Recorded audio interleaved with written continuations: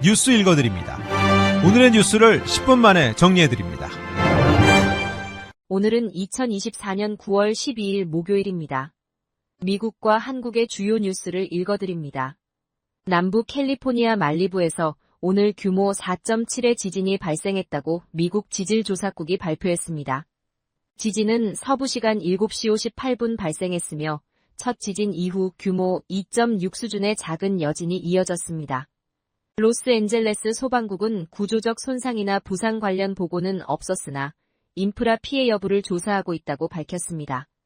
오늘 지진으로 LA 한인타운은 물론 오렌지 카운티에서도 주민들은 흔들림을 느꼈습니다.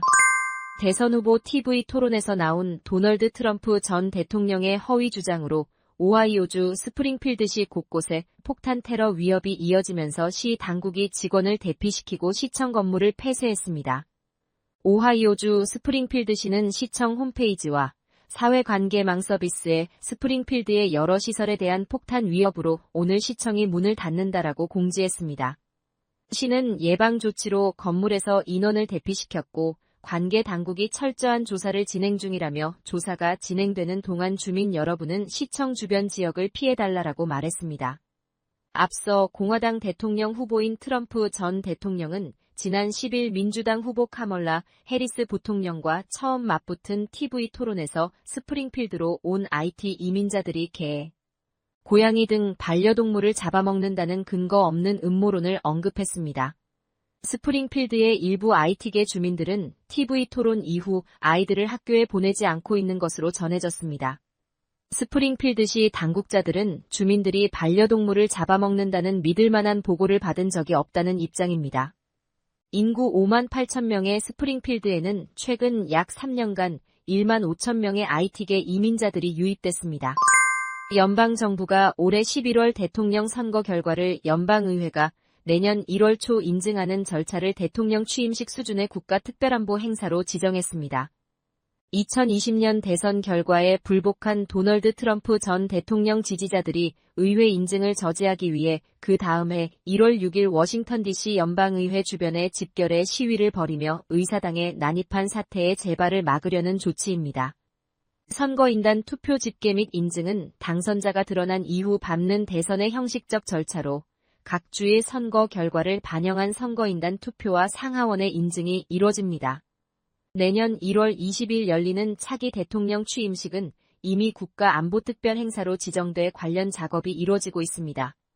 공화당 후보로 재선에 도전하는 트럼프 전 대통령은 카멀라 해리스 부통령의 민주당 대선 후보 선출 과정을 놓고 위헌 시비를 잇따라 제기해 지난 대선처럼 자신이 패배할 경우 불복 가능성을 염두에 둔 것이 아니냐는 해석을 낳고 있습니다. 세계적인 팝스타 테일러 스위프트가 올해 대선에서 민주당 대선 후보인 카멀라 해리스 부통령을 지지한다고 밝힌 게시물이 하루 만에 좋아요 1,000만 개를 넘어섰습니다. 스위프트는 대선 TV 토론이 끝난 직후 인스타그램에 많은 분과 마찬가지로 오늘 밤 토론을 시청했다며 2024년 대선에서 카멀라 해리스와 팀 월즈를 위해 내 표를 행사할 것이라고 밝혔습니다. 스위프트의 해리스 지지 선언 게시물은 올라온 지 20시간 만에 좋아요 960만 개를 기록했고 불과 하루 만에 1,000만을 넘어섰습니다. 연방조달청에 따르면 33만 7,826명이 스위프트가 만들고 공유한 웹사이트 링크를 통해 유권자 등록 페이지로 바로 이동한 것으로 집계됐습니다. 한편 트럼프 전 대통령은 스위프트를 향해 나는 테일러 스위프트 팬은 아니었다며 그는 매우 진보적인 사람이다. 항상 민주당을 지지하는 듯 보인다. 아마도 시장에서 대가를 치를 것이라고 말했습니다. 한국 뉴스입니다. 의료 공백 사태를 풀기 위한 협의체를 구성하기 위해 정부와 여당이 만났는데 내년도 의대 증원 문제를 놓고 서로 충돌한 것으로 전해졌습니다. 비공개 회의에서 25년 증원 유예를 협의체 의제로 올리느냐를 놓고 당정 간 격론이 벌어졌습니다.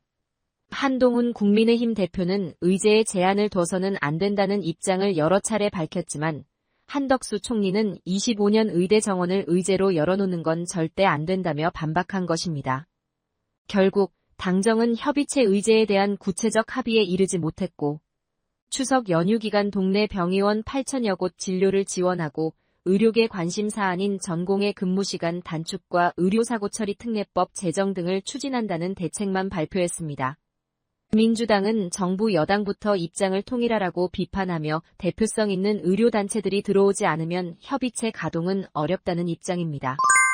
김건희 여사가 연루됐다는 의혹이 제기된 도이치모터스 주가 조작 사건의 항소심 선고가 나왔습니다. 도이치모터스 주가 조작 일당의 돈줄, 이른바 전주로 지목돼 주가 조작 공범 혐의로 기소된 손 모 씨는 지난해 2월 1심에서 무죄를 선고받았습니다. 검찰은 2심에서 공소장을 변경해 손 씨에게 주가 조작 방조 혐의를 추가했습니다. 2심 재판부는 손 씨에게 징역 6개월과 집행유예 1년을 선고했습니다. 재판부는 주모자인 권오수 전 회장에게는 1심보다 늘어난 징역 3년에 집행유예 4년을 선고했고 다른 가담자들에게도 1심과 마찬가지로 주가 조작 혐의의 유죄를 내렸습니다. 이제 관심은 검찰이 김건희 여사에 대해서도 손 씨와 같은 주가 조작 방조 혐의를 적용할 수 있느냐에 쏠리고 있습니다. 김 여사가 주가 조작 사실을 알았는지 여부를 검찰이 어떻게 판단하느냐가 관건이 될 것으로 보입니다.